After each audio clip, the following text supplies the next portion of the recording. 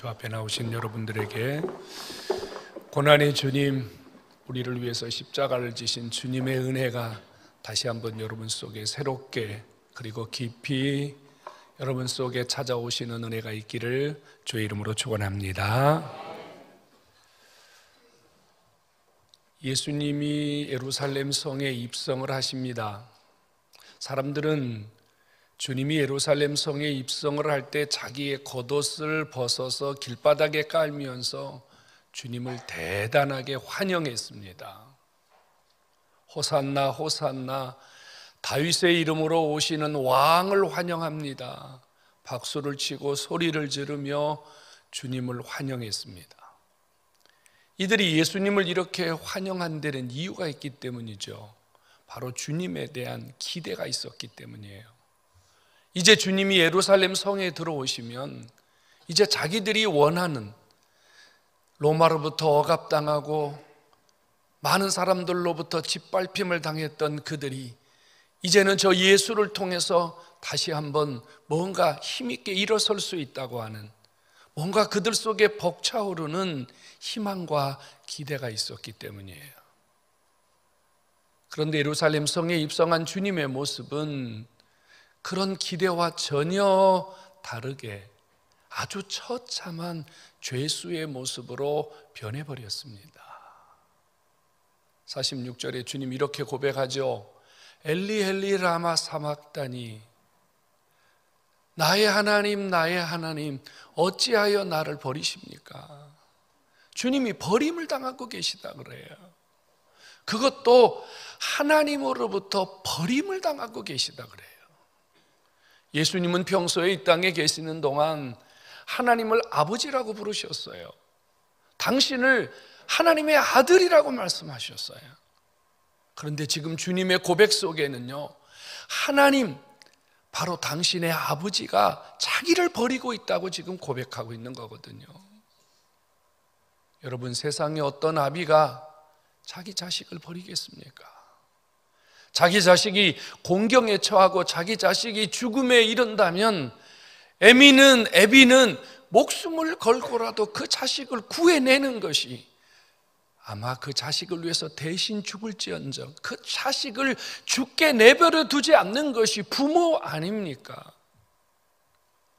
그런데 하물며 하나님 아버지께서 당신의 아들을 버리고 계시다. 여러분, 충격적인 일 아닙니까? 끔찍한 일 아닙니까? 그것도 지금 하나님 아버지가 자기 아들을 버리는데 아주 처참한 모습으로 버리고 있거든요. 왜 하나님이 자기 아들을 버리셨을까요? 아들이신 예수님은 왜 이런 처참한 꼴로 버림을 당해야만 했을까요? 버림당하시는 주님의 모습을 여러분 알고 계십니까?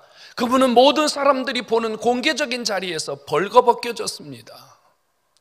자신이 입고 있던 옷은 다 갈기갈기 찢어졌고 수의, 죄수들이 입는 옷으로 갈아입혀졌습니다. 가시로 만든 면류관을 주님의 머리 위에 살살 씌운 게 아니라 아주 힘을 주어서 푹 눌러 씌우니 가시가 머리를 파고 들어가 흐르는 피는 머리부터 발끝까지 흘러내렸습니다. 예수님의 얼굴에 침을 뱉고 뺨을 때리는 모욕과 수치와 멸시를 당합니다. 갈고리 끝에 6개의 이 채찍 끝에 갈고리가 6개 달린 채찍을 가지고 예수님의 등짝을 후려칩니다.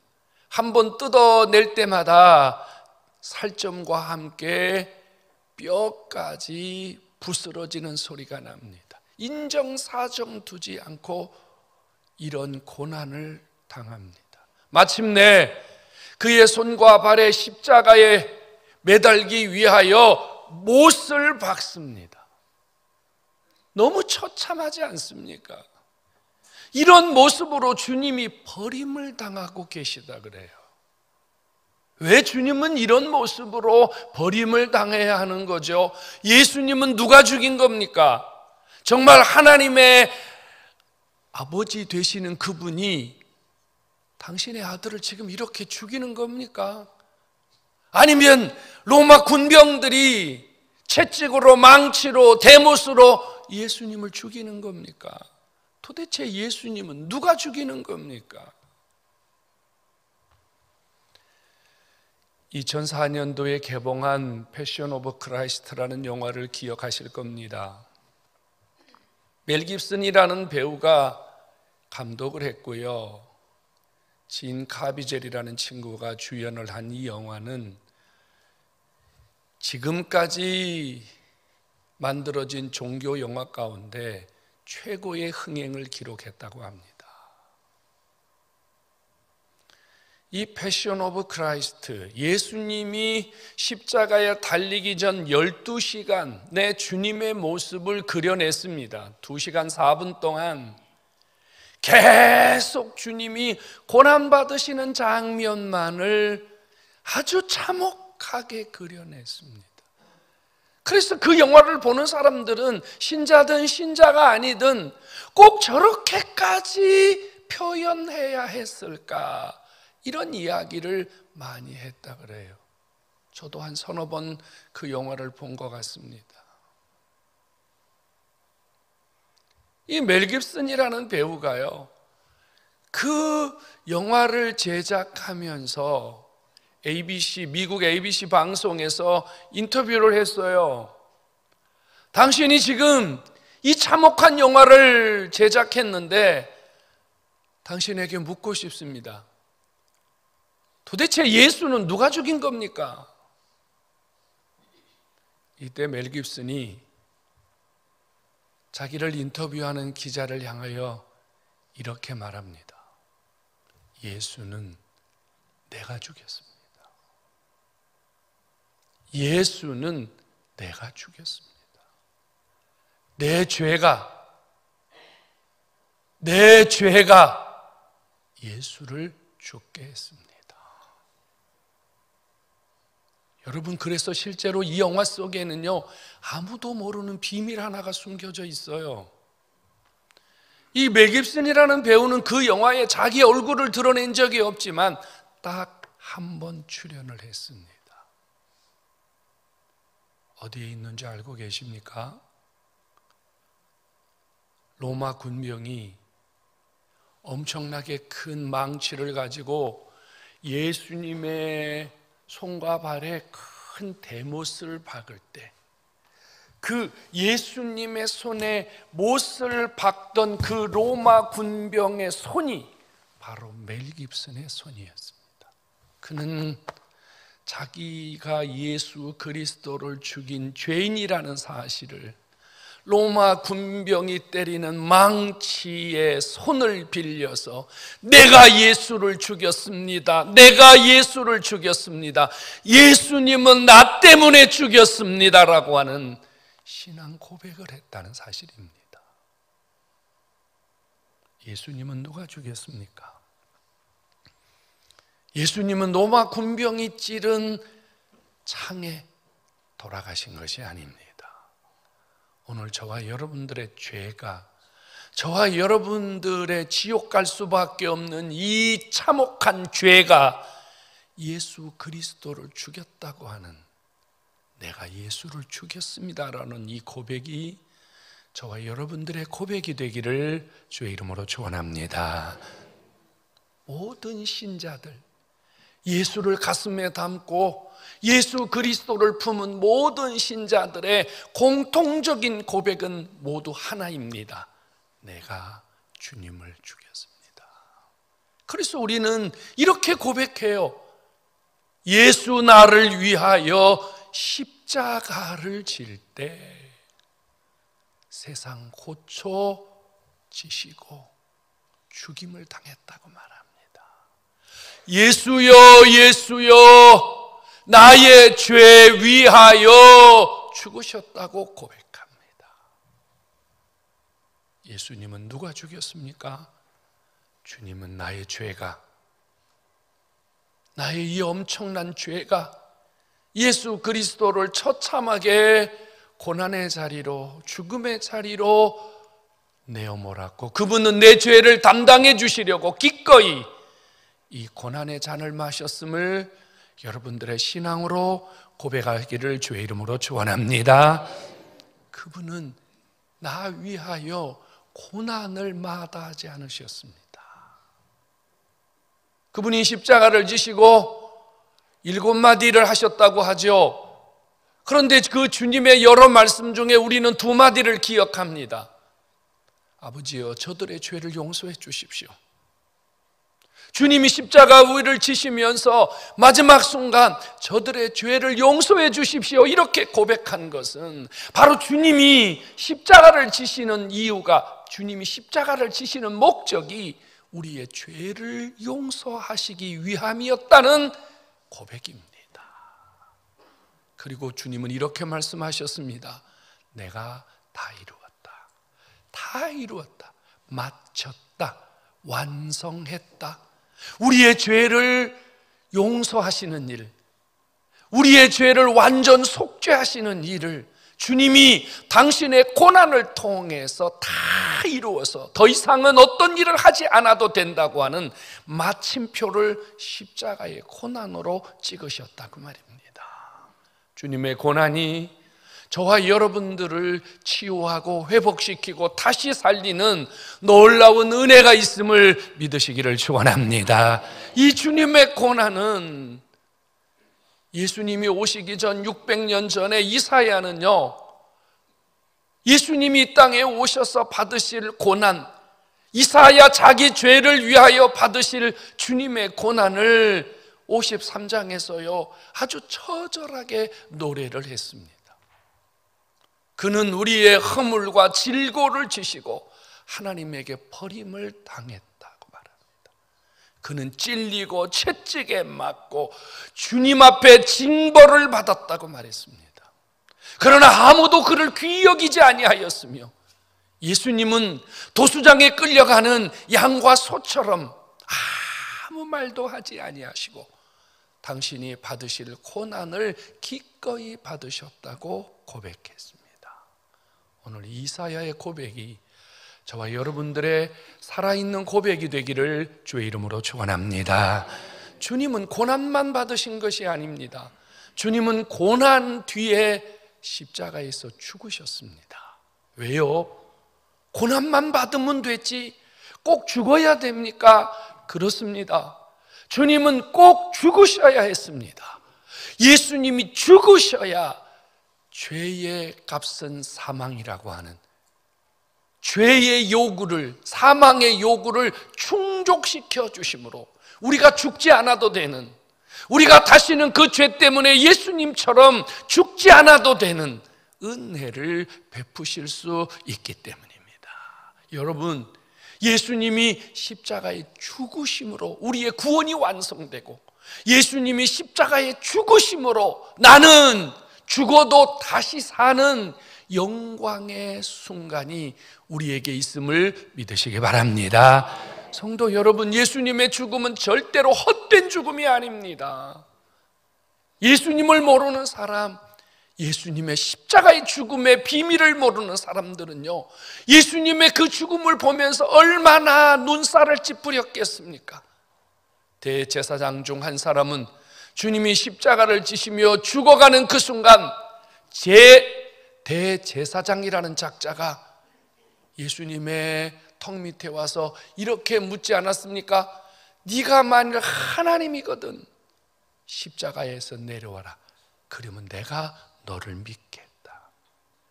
성경을 연구하고 예수님의 십자가, 예수님의 고난을 이미 하나님이 성경을 통해서 수도 없이 말씀하셨는데 그것을 읽고 또 읽고 그것을 연구했던 그들은 영안이 어두워져서 주님을 볼 수 없으니 자기를 위하여 십자가를 지시고 죽으시는 주님을 바라보면서 오히려 주님을 저주하는 이런 말도 안 되는 짓을 했다 그 말이에요.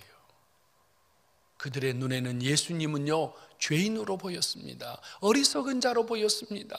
저주받은 자로 보였습니다. 아닙니다, 여러분. 예수 그리스도의 죽음은 절대로 헛된 죽음이 아닙니다. 그분이 죽으심으로 성소의 휘장이 찢어져 버렸어요. 하나님과 우리 사이에 가로막혔던 아무도 풀 수 없는 이 담이 예수 그리스도의 십자가를 통해서 완전히 찢어져서 하나님과 우리가 새로운 관계, 하나님과 우리가 만날 수 있는 관계, 다시는 하나님과 우리 사이에 막힘이 없는 관계를 이루어 주셨음을 믿으시기 바랍니다. 이 휘장은 새롭고 사한 길이라 성경이 이렇게 말씀했습니다. 이 길은 아무도 만든 적이 없어요. 예수님이 새롭게 만든, 예수님이 처음 만든 길이요. 이 길은 이 길로 나아가는 자마다 살아나는 길, 예수를 만나고 하나님을 만나고 영생을 얻는 살아나는 길임을 깨닫기를 축원합니다. 성도 여러분, 예수님이 십자가에 지시기 전까지 우리는요 누구의 도움을 받아야 했어요. 내가 죄를 졌어요. 내가 고통이 있어요. 내가 아픔이 있어요. 내가 슬픔이 있어요.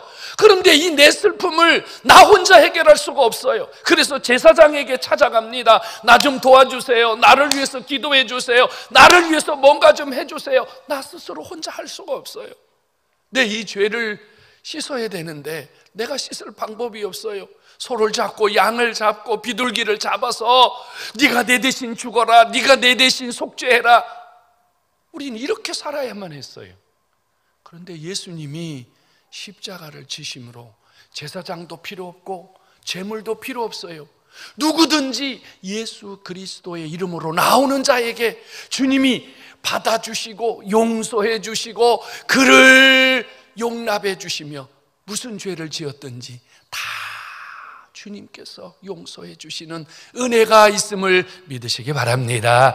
여러분, 주님의 죽으심으로 우리에게는요 하나님과 내가 당당히 만나는, 하나님과 내가 당당히 대화하는 이 어마어마한 은혜가 우리에게 선물로 주어졌음을 믿으시기를 축원합니다.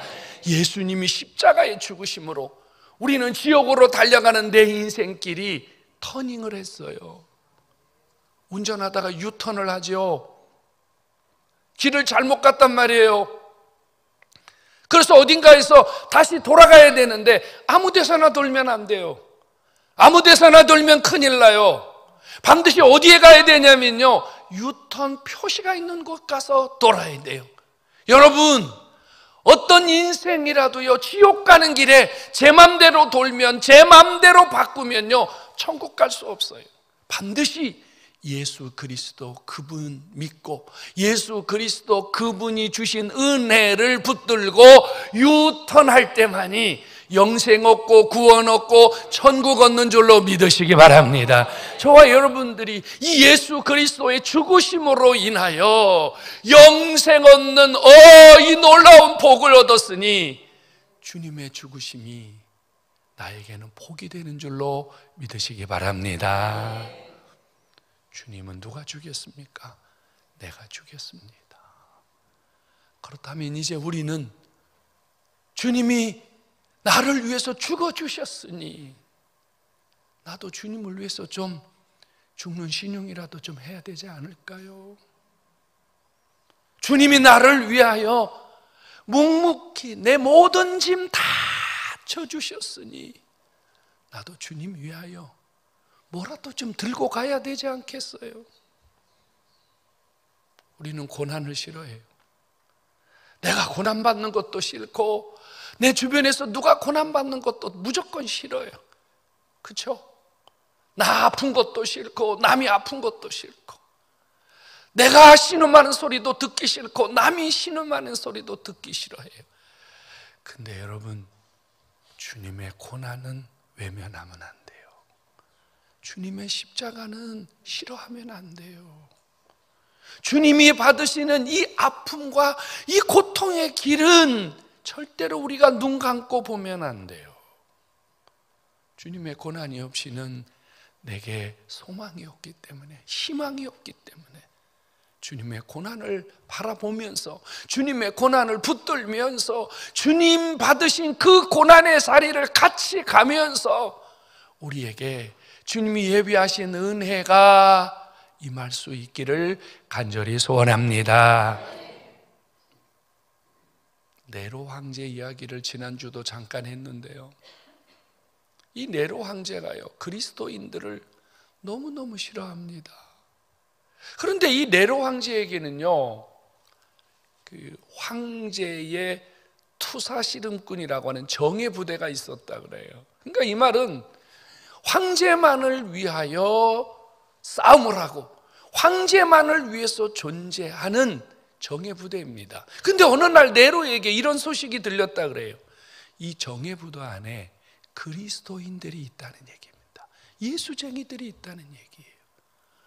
네로가 얼마나 화가 났겠습니까? 그래서 그 부대를 맡고 있는 베스티안이라고 하는 백부장을 불러서 내 부대 안에 예수쟁이가 있다, 당장 색출해서 다 죽여버려라. 그래서 황제 명을 받은 백부장 베스티안이 정예 부대를 다 모아놓고 이렇게 말합니다. 너희 중에 예수쟁이가 있거든, 예수를 믿는 자가 있거든 앞으로 나와라. 속이거나 거짓말을 하면 반드시 맹수에게 뜯어 죽여버리겠다. 몇 명이 나온 줄 압니까? 100명의 정예 부대 가운데 예수 믿는다고 걸어 나온 사람들은 40명이나 되었습니다.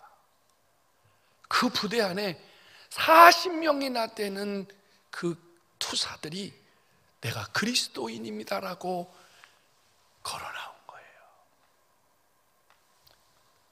백부장 베스티안은 이들을 어떻게 죽일까 고민하다가 이들을 꽁꽁 얼어있는 호수로 데리고 갔습니다. 꽁꽁 얼어있는 호수 위에 40명의 그리스도인들을 벌거벗겼습니다.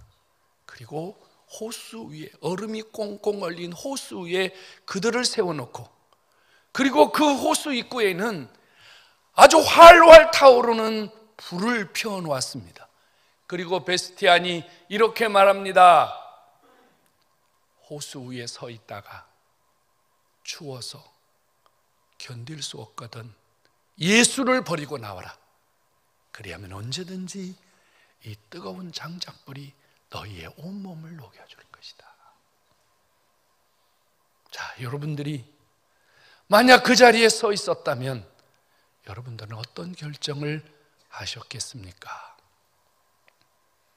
초저녁이 지나고 자정이 지나고 새벽이 다가오는 시간까지 40명의 검투사들은요, 그 씨름꾼들은요 찬송을 부르면서 벌거벗은 채 다리부터 시작해서 온몸이 정지되어 얼어가는 것을 느끼며 찬양을 하고 있었는데, 새벽 시간이 다가올 때 딱 한 명만이 추위를 견디지 못하고 밖으로 나왔다고 합니다.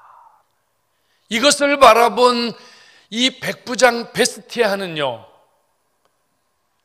마지막 순간까지 벌거벗은 채 호수 위에서 얼어 죽어가면서도 예수를 부르고 찬양을 부르고 고난의 길을 마다하지 않는 자기의 부하들을 바라보면서 그는 자기 옷을 스스로 벗고 그 한 명 빠진 40명의 부하들이 있는 곳으로 걸어갔다고 합니다. 그리스도를 위하여 받는 고난은 부끄러운 것이 아닙니다. 내가 만일 예수 믿는 것이 부끄럽다면 우리는 주님의 고난을 부끄러워하는 겁니다. 내가 주님을 향해서 겪는 아픔을 부끄러워한다면 나는 주님을 부끄러워하는 겁니다. 이제는 우리가 주님을 붙들고 작은 고난이라도, 작은 작은 십자가라도 져야 할 차례입니다. 성도 여러분, 예수 놓치지 않기를 바랍니다. 십자가 단단히 붙들기를 바랍니다. 어떤 순간에서도 예수, 예수, 예수, 그 예수 붙들 때 여러분, 고난 뒤에는 부활이 기다리고 있습니다. 고난의 뒤에는 여러분, 예수님이 받으신 고난은 고작 3일입니다. 3일 후에는 부활의 영광이 기다리고 있습니다. 오늘 저와 여러분들이 이 예수님 붙들고 이 험한 세상에서 갈보리 십자가 예수, 나도 끝까지 붙들고 신앙에 승리하는 하나님의 사람 되기를 주의 이름으로 축원합니다. 오늘 여러분께 드리는 이 떡과 잔은 나도 주님과 함께 고난받으며 나도 주님과 함께 살겠습니다, 나도 예수 위하여 어떤 순간에도 주님 붙들고 살겠습니다라고 하는 믿음의 고백을 같이 나누는 시간입니다. 이 떡과 잔을 마시는 여러분 모두에게 주님의 이 놀라운 은혜가 더욱 충만해지는 은혜가 있기를 주의 이름으로 축원합니다.